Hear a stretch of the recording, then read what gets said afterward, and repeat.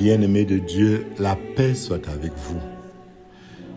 En ce 4e dimanche du temps ordinaire, année B, nous avons comme une chronique des débuts du ministère public de Jésus, marquée notamment par l'enseignement et les guérisons, la parole et l'acte, les deux grandes facettes de son œuvre de salut.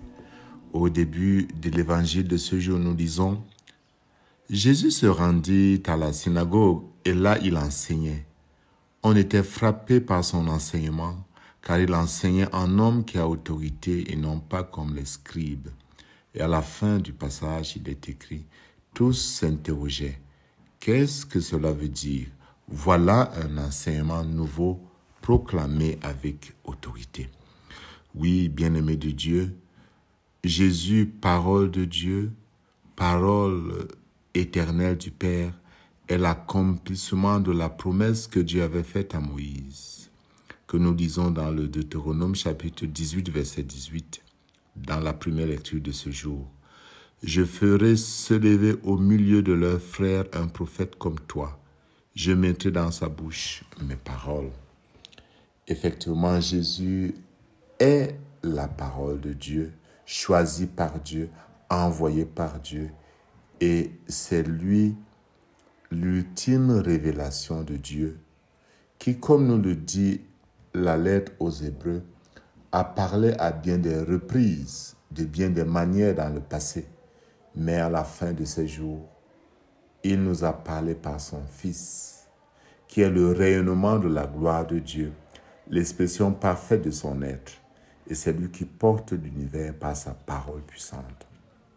Cette parole puissante de Jésus agit, elle apaise, elle purifie. Cette parole puissante de Jésus apporte la présence du divin. Et la présence du divin éloigne par elle-même le malin, l'impur. Elle libère l'homme de toutes les forces du mal. Voilà pourquoi l'homme possédé dans la synagogue réagit vivement. « Que nous veux-tu, Jésus de Nazareth ?» Et il est obligé de sortir. L'esprit impur le fit entrer en convulsion, puis poussant un grand cri, sortit de lui. Jésus, parole performante du Père, nous éloigne de l'impur, nous libère de ce qui nous détruit. Il nous guérit des faux prophètes de notre monde. Si nous l'écoutons, nos oreilles seront attentives et sauront discerner le bien du mal, le faux du vrai. Nous pouvons être libérés des fake news en nous laissant habiter par la parole de Dieu et nous-mêmes nous serons des porteurs de la vérité. Mais nous pouvons faire confiance à cette parole efficace qui a vaincu le mal que si nous savons qu'il est vital pour nous d'écouter la parole de Dieu, de vivre de cette parole. Effectivement, Dieu lui-même dit, si quelqu'un n'écoute pas les paroles de ce prophète, je lui en demanderai compte. Il nous est impérieux d'accomplir notre véritable être, l'être anthropologique de l'homme, c'est d'être tourné vers son origine pour accomplir sa vocation.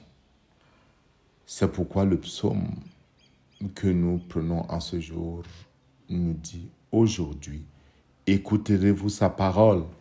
Ne fermez pas votre cœur comme au désert où vos pères m'ont tenté et provoqué, et pourtant ils avaient vu mon exploit. » Si aujourd'hui nous entendons Dieu qui nous parle, si aujourd'hui Jésus nous appelle, laissons-nous attirer par lui. Cette parole qu'est Jésus est un chemin de vie sur lequel Dieu vient à la rencontre de l'homme pour lui permettre de le suivre. La parole de Dieu est la référence fondamentale pour la foi et la vie des chrétiens. Le document conciliaire Dei Verbum dit que la parole de Dieu est la révélation de Dieu, l'initiative de Dieu s'adressant aux hommes comme à des amis. Sa visée première n'est pas d'établir des vérités inaccessibles à la seule raison, mais de rendre l'homme participant de la nature divine. Par l'écoute assidue de la parole de Dieu, nous sommes en mesure de faire une expérience de rencontre personnelle avec le Christ, lui qui est à la fois le médiateur et la plénitude de toute la révélation en qui Dieu se communique lui-même. Nous comprenons donc qu'au-delà de tout, la vie chrétienne est d'abord écoute de la parole de Dieu. Et qui dit écoute, dit obéissance, dit communion. L'homme écoute, notons-le, parce qu'il fait confiance. Ce choix résolu de la confiance est à refaire chaque jour. Voilà pourquoi le mot aujourd'hui est à souligner. Nous devons à chaque jour, à chaque instant, nous rendre compte que chaque jour est neuf et aujourd'hui tout est possible. Bien-aimés de Dieu, effectivement à l'écoute de Dieu qui libère, au cœur de cette écoute se trouve la fameuse question de confiance. Le Seigneur est-il vraiment au milieu de nous ou bien n'y est-il pas? C'est-à-dire, peut-on lui faire confiance, s'appuyer sur lui, être sûr qu'il nous donnera à chaque instant les moyens de survivre, les moyens de nous en sortir? Chaque génération se pose cette question. Même Jean le Baptiste se l'a posée, chacun de nous peut se la poser. Mais Dieu est notre rocher, notre salut. C'est une haute expression de notre foi. L'écoute de Dieu nous donne d'approfondir notre relation de confiance avec Dieu. Voilà pourquoi Saint Paul nous dit, nous devons nous attacher à Dieu. Au-delà de tout état de vie, dans n'importe quelle situation, c'est de notre intérêt, dit-il. Ce n'est pas pour vous tendre un piège, mais pour vous proposer ce qui est bien, afin que vous soyez attachés au Seigneur sans partage.